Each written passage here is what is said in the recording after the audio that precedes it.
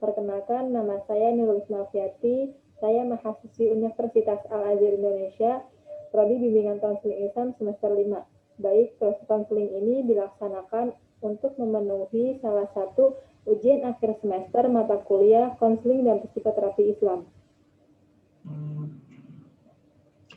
Assalamualaikum, Kak. Waalaikumsalam. Silakan, boleh perkenalkan nama kamu? Baik, Kak. Nama saya Irma Rahmatika. Sekarang saya sedang bekerja dan saya tinggal di Jakarta. Oke, baik. Irma, bagaimana kabarnya? Lagi nggak baik, Kak. Kalau kakak boleh tahu, kenapa Irma merasa tidak baik? Nggak tahu nih, Kak. Saya merasa sangat bingung dan kacau. Aku memahami apa yang kamu rasakan, tapi apakah perasaan tidak enak atau yang mengganggu perasaan Irma itu bisa kita bicarakan? Iya, Kak. Saya pikir juga begitu. Apakah sebelumnya Irma pernah melakukan proses konseling? Belum, Kak. Kalau gitu, aku jelasin sedikit ya. Proses konseling itu adalah suatu proses pemberian bantuan yang dilakukan oleh seorang ahli yang disebut konselor dan kepada seorang yang sedang mengalami masalah yang disebut klien, yang dimana bermaksud untuk mencapai suatu keputusan yang positif dari masalah klien yang sedang dihadapi. Apakah Irma sudah mengerti? Baik, Kak. Mengerti. Baik Irma, waktu yang kita punya untuk konseling saat ini sekitar 10 menit ya. Jika nanti itu belum selesai, bisa kita lanjutkan besok atau di pertemuan selanjutnya. Siap, Kak.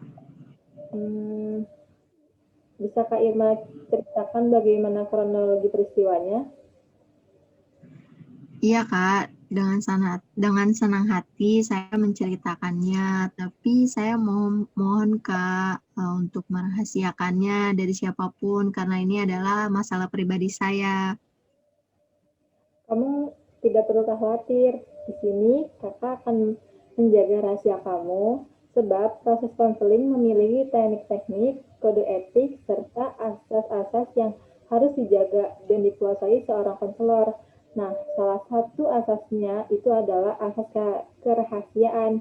Jadi, kamu tidak perlu takut masalah yang kamu alami terbongkar atau diketahui orang lain.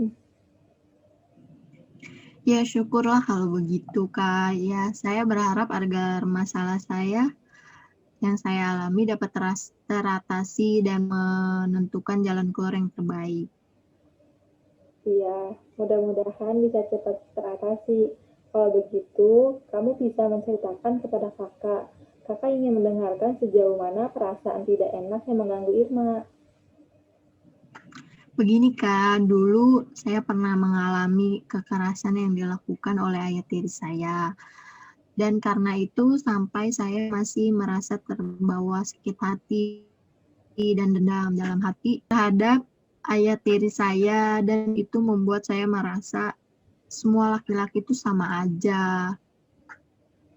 Lalu bagaimana?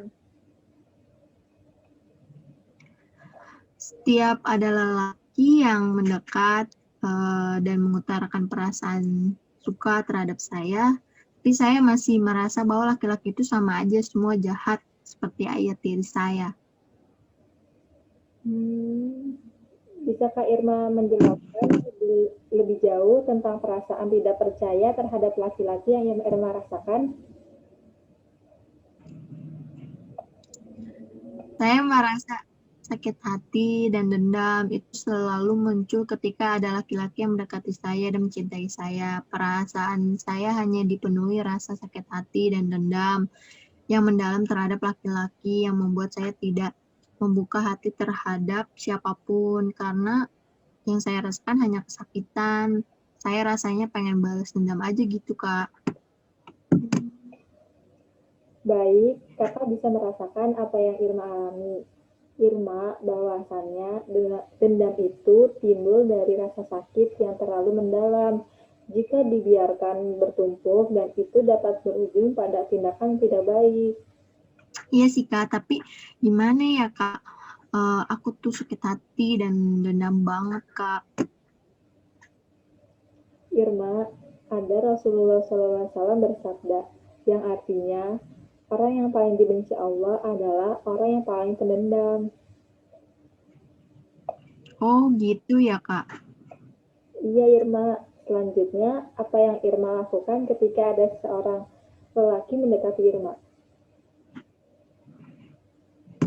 Saya hanya diam aja Kak, mendendam rasa takut, sakit hati, dendam, dan kebimbangan gitu. Apakah dengan cara demikian, Irma merasa nyaman menjalani kegiatan sehari-hari? Enggak Kak, saya merasa hati bergejolak dan beronta-beronta atas sakit hati dan dendam ini. Mungkin Irma berpikir semua laki-laki itu sama seperti ayah tiri Irma yang pernah menyakiti Irma. Dan Irma ingin membalas dendam atas apa yang telah diperbuat oleh ayah tiri Irma. Apakah demikian? Iya Kak, saya ingin membalaskan dendam saya biar itu ngerasa apa yang saya rasain dulu dan saya masih tenggelam dengan kesakitan masa lalu ya begitu kelam yang membuat saya seperti ini. Kalau begitu, apakah Irma ingin keluar dan tidak tertinggal di masa lalu yang menghantui kehidupan Irma? Iya Kak, saya iya Kak, saya bingung harus bagaimana. Baik, coba kamu atur posisi hidup kamu dengan baik dan nyaman dulu ya. Gimana? Apakah posisi hidup kamu sudah nyaman, Irma? Iya udah Kak. Oke, selanjutnya kamu tarik nafas dan buang perlahan ya. Lakukan 2 kali.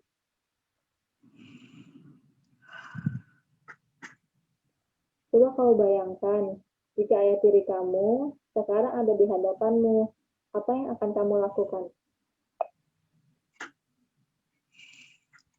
Pokoknya saya langsung pukulin dan meluapkan dendam yang saya rasain selama ini. Saya bakal bilang kenapa ayah kayak gini sama aku. Emang aku punya salah apa sama ayah? Aku tahu ayah tiri aku, tapi nggak seharusnya ayah memperlakukan aku kayak gini. Aku tuh cuman butuh kasih sayang ayah. Aku juga pengen diperhatiin. Aku sayang ayah, tapi rasa sayang aku udah ketutup sama rasa dendam yang ayah buat. Setelah kamu meluapkan emosi kamu, apakah kamu sudah merasa lega, Irma? Udah Kak, aku udah agak lega, tapi ada satu lagi Kak yang belum saya ingin menumbuhkan rasa percaya terhadap laki-laki dan tidak menganggap semua laki-laki itu sama. Alhamdulillah, bagus sekali jika itu keputusan Irma untuk berubah.